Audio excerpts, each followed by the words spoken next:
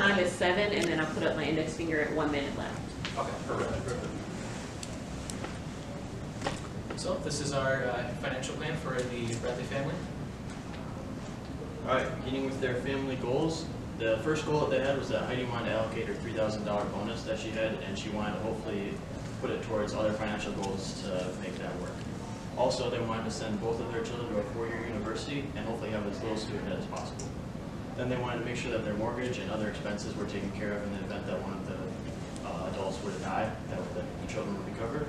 And they also wanted to retire by age 58 while also having 85% of their pre-retirement income to sustain their lifestyle.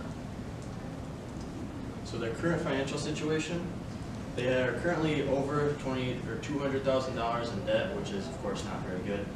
Some reasons are mortgage on the house, other mortgage on the rented home, Sean's vehicle, etc. First solution that we had was that they could confront the brother about possibly either renting the home for more, or you could sell it if he would be okay with that, or see if he might want to just buy it out and have him own it. That way it's not on them anymore. Also, they need to pay off the state tax as soon as possible that they have. Then they wanted to hopefully use Heidi's bonus to pay off or put towards the HSA, the savings account. And then Sean could get a part-time job, which he said that he wanted to do to earn some more income as a data entry worker from home. And we found out that roughly gains between $17 and $24 per hour. And so, for example, if he were to work on the weekends $5 each day, pay the minimum $17, he'd make gross $170 each weekend. All right, so after reviewing the savings plans, we noticed that there wasn't any established form of like an emergency fund. And we found that this was going to be at the top of the list. We want to accomplish this first. And it should be roughly 3 months' salary, which we figured to be around $20,000 to $25,000. Now, to cover this, we recommend that any funds initially that you gain should be pushed towards it, but roughly $1,000 a month should be good to start off. But any extra income that might be earned, like for example, a part-time job, should be pushed towards this to knock it out first. And then for their insurance outlook, so for the life insurance, we have roughly $101,000 for Sean, with a cash surrender value of around $8,000. For Heidi, she has a 1-year salary, like a 1-to-1 plan, which is roughly $70,000. For health insurance, the coverage is through Heidi's employer. We decided that, we found out that she doesn't have a monthly premium, but she does have a $4,000 family deductible. All vehicles are fully insured. The comprehensible is $100 and the collision is $250.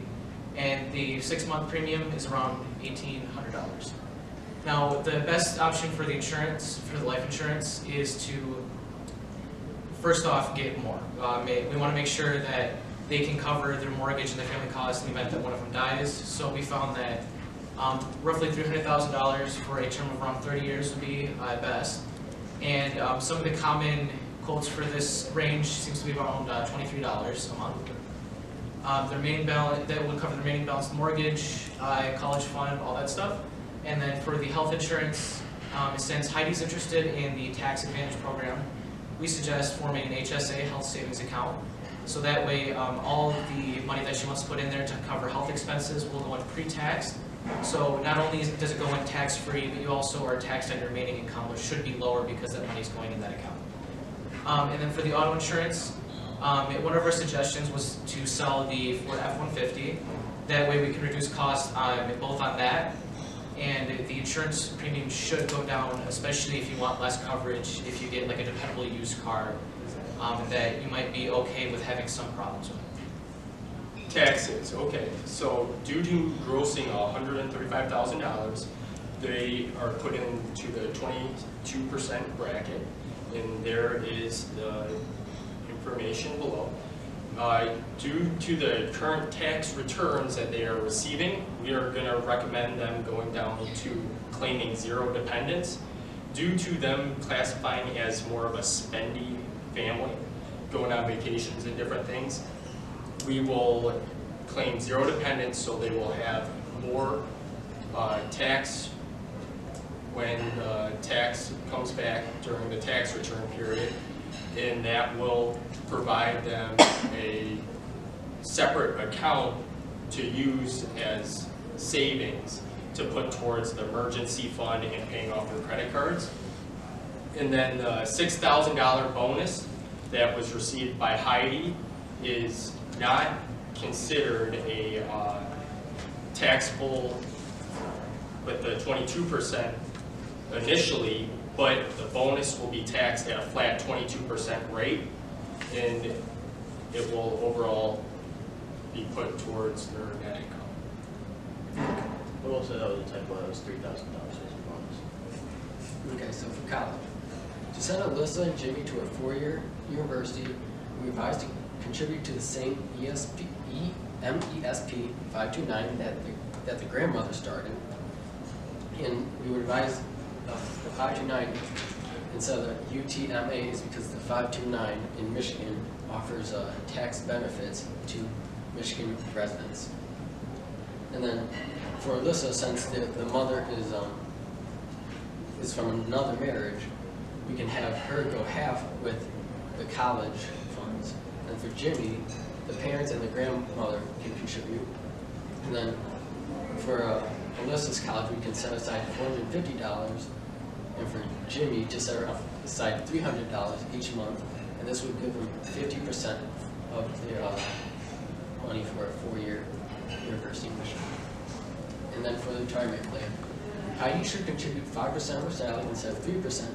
It's because her employer matches up to 5%, so she's just throwing away 2% of that. That's free money. And then with the current contribution of 3% instead of 5%, she would have around $188,000. And then with the contribution of 5%, when she raises it by 2%, she would have $251,000.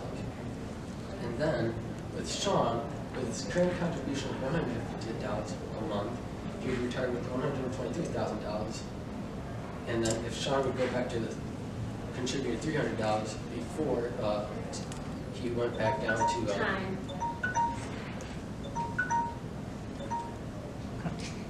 All right, thanks, guys. When looking at the retirement numbers here, they also talked about some of like their investments. Can you tell me how you get to those projections that they're going to get to 188 and 251? 188 is well, the rate of return that we had was 3%, and then we did it from what her age was right now to what her projected, what she wanted to retire at age 58. So the growth from that to from her age right now, which is 30 to 58.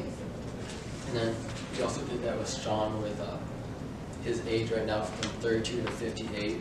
And then with that we just did his original one right with the 150, and then with the 300 contribution a month. To add on to that, we want to diversify. Since they're 30 years old, they're a young couple, they should not be solely investing in bonds like Sean is. He should diversify and put it towards stocks and other ways to invest. Questions?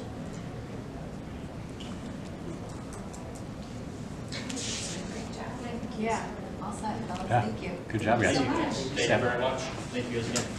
Thanks. Yeah, thank you. Appreciate it. Thank you. Thank you Nice guys. work. Thank Nice you. Good job. Thank you very much. Thank you. Thank you very Good much. job. Good job. Thank you. Thank you very much. Nice work. Thank you very much. Thanks. Good job.